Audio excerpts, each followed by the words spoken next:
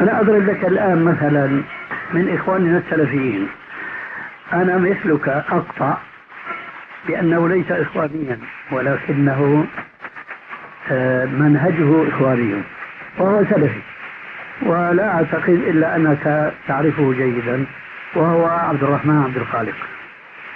نعم تعرفه؟ أعرفه جيد. هذا تلميذي في الجامعة الإسلامية. نعم. ويوم كان إخوانيا. نعم. وإذا صح التعبير بأنه تسلف هناك في الجامعة. نعم. وكان من خيرة الشباب الواعين للدروس وللمناهج وإلى آخره. أنا أقول كما تقول أنت في سلمان، هذا ليس إخوانيا، لكن منهجه منهج الإخوان المسلمين. كيف ذلك؟ أولا هو تحزب وتكتل. ألا تعرفون هذا؟ نعم. عبد الرحمن. نعم. جميل. هذا التحزب وهذا التكتل ليس على المنهج السلفي الذي نحن ندعو إليه، أليس كذلك؟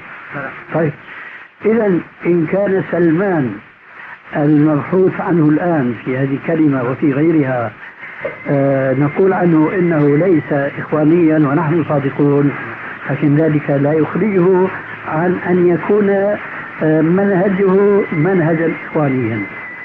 هنا الحذر الآن أنه هو ليس إخوانيا لكن منهجه منهج إخوان مسلمين. فأنا أسأل الآن، هل تشعرون منه بأنه يكتل الناس، يكتل الشباب ويحمسهم على مثل ما يحمس الإخوان المسلمون أعوانهم وأصحابهم إلى آخره؟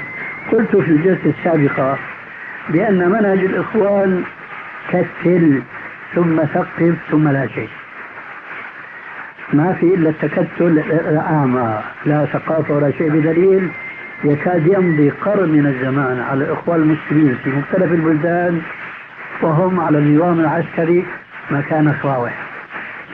لما؟ لأن منهجهم هكذا يوحي إليهم، فهم لا يتقدمون لا علما لا عقيدة لا سلوكا، كما هم تماما. لا يمكن أن تجد إخوانا أخا من إخوان مسلمين ينهج منهج السنة ظاهرا، على الأقل ظاهرا.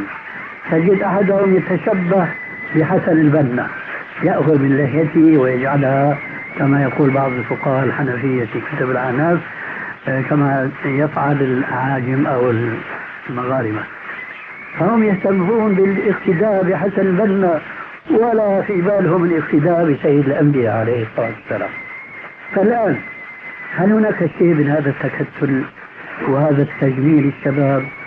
هذا وقع في الكويت قبل أن تقع الواقع عليهم، فانشغل عبد الرحمن ومن حوله عن تثقيف في الجماعة وعن تعليمهم وعن تربيتهم تربية إسلامية بسبب هذا التحزب وهذا التكتل، وهذا من آثار هذه العمياء.